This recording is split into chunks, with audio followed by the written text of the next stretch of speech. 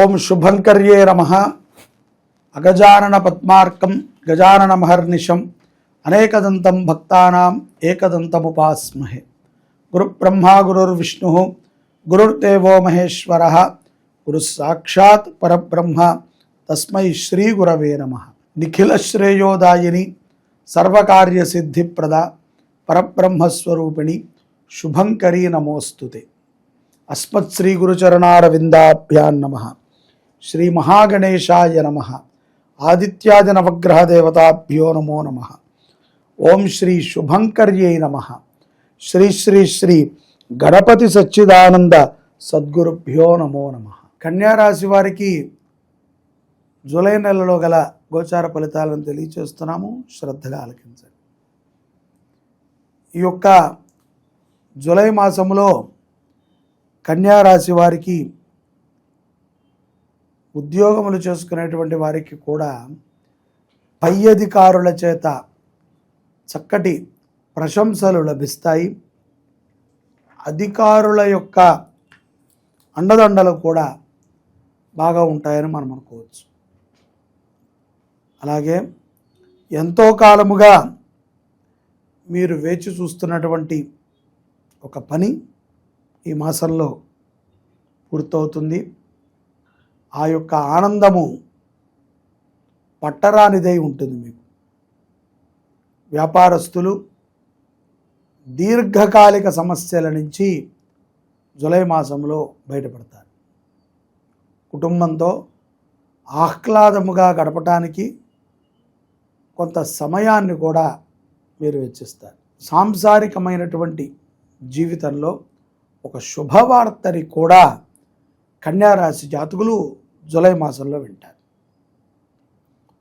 Court వ్యవహారాలు సత్ఫలితాలను ఇస్తాయి. అలాగే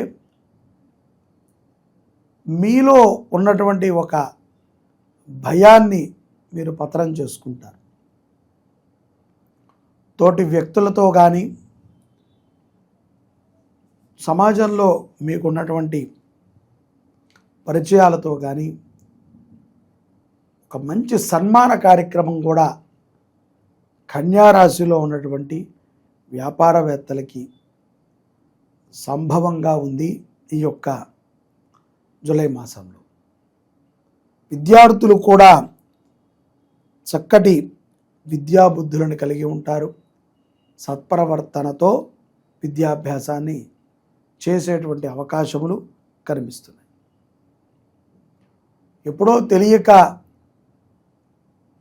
కొంత ధనాన్ని దాచినటువంటి కన్యారాశి జాతకులు ఈ మాసములో ఆ ధనము వృద్ధి చెందిన విషయాన్ని విని సంతృప్తి చెందుతారు.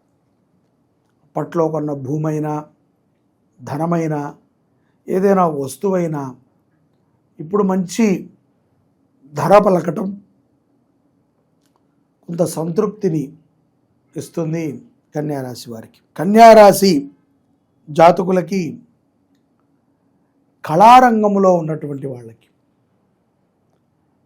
సినిమా కళ కానీ లేకపోతే ఏదైనా నృత్య కళల్లో కానీ విద్వాంసులకి కానీ విశేషమైనటువంటి సత్కార్యములు జరుగుతాయి.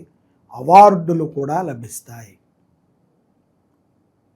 అలాగే ఈ యొక్క యుద్ధ వాతావరణముతో ఉన్నటువంటి ప్రస్తుతి స్థితిమాన ప్రకారముగా దీంట్లో కూడా మనకి సంబంధించినటువంటి కన్యారాశిలో ఉన్నటువంటి ఒక వ్యక్తికి అపారమైనటువంటి గౌరవం లభిస్తుంది.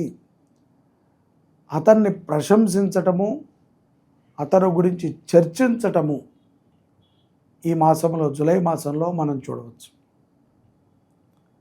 రాజకీయ రంగంలో ఉన్నటువంటి వారికి కూడా చాలా మంచి సలహాలని వాటిని ఇస్తారు. కానీ యథార్థంగా నాయకులు ముందుండి నడిపిస్తారు. కానీ వాళ్ళ వెనకాల ఉండేది వాళ్ళు ఏం మాట్లాడాలి, ఎలా చెప్పాలి అనేటువంటి వ్యక్తులు వేరే వాళ్ళు ఉంటారు. కానీ మాట్లాడేటువంటి సందర్భము మనము పరిచయం చేసినటువంటి సందర్భము మనము పలికినటువంటి సందర్భము మనలో మంచి అనుభూతితో పాటుగా పేరును కూడా తెచ్చిపెడుతుంది. అటువంటి సందర్భాలు కొన్ని నాయకులకి వస్తాయి. ప్రభుత్వ రంగంలో ఉన్నటువంటి వారికి కొన్ని ప్రమోషన్లు కూడా వస్తాయి. ఈ యొక్క పౌర్ణమి తర్వాత జూలైలో ఆర్థికముగా కొంత దానా ధర్మముగా మీ యొక్క జీవనాన్ని గడుపుతారు. ఒక మంచి సేవా కార్యక్రమాన్ని చేద్దామని ఒక మంచి సంకల్పాన్ని తీసుకుంటారు. అన్నదానములు విశేషముగా చేస్తారు కన్యారాశి వాళ్ళు. జూలై మాసములో కన్యారాశి జాతకులు పౌర్ణమి తర్వాత మీకు సంబంధించినటువంటి కుటుంబ వ్యక్తికి ఒక ఆపద నుంచి కూడా మీరు కాపాడటం జరుగుతుంది.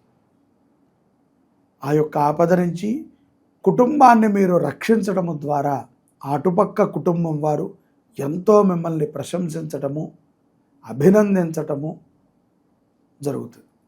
ఇది మీ బాధ్యతగా మీరు చేసినప్పటికీ ఇవాళ రేపట్లో అలా ఎవరమూ లేం కదా, అందరూ నిస్వార్థంగానే ఉంటాం. నిస్వార్థమైనటువంటి జీవనాలు కనిపించడము చాలా కష్టం. కాబట్టి ఎవరికైతే గనక వివాహం కాలేదో అటువంటి వారికి సత్సంబంధములు ఏర్పడతాయి.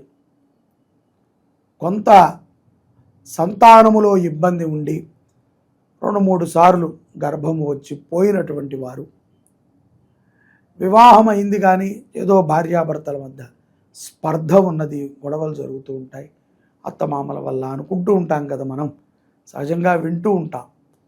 మనకు కూడా తెలిసినటువంటి వాళ్ళు చెప్తూ ఉంటారు, ఈ కోడలికి అత్తకి పడట్లేదట, పాపం మొగుడు ఇబ్బంది పడుతున్నాడు, మొగుడికి పెళ్ళానికి ఇబ్బంది అవుతోందట, పాపం తల్లి ఇబ్బంది పడుతోంది, ఎక్కడైనా ఒక స్త్రీ ఇబ్బంది పడటం మనం వింటూ ఉంటాం.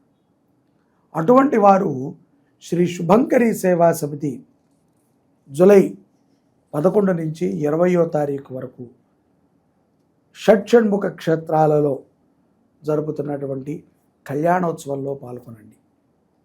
అక్కడికి మీరు ప్రత్యక్షంగా రావటం అంటే కష్టమైనటువంటి పని. మీ గోత్రనామాలతో ప్రతి క్షేత్రములో కూడా కళ్యాణోత్సవం జరుగుతుంది. తిలకించండి, పాల్గొనండి, సత్ప్రసాదాన్ని కన్యారాశి జాతకులు పొందండి.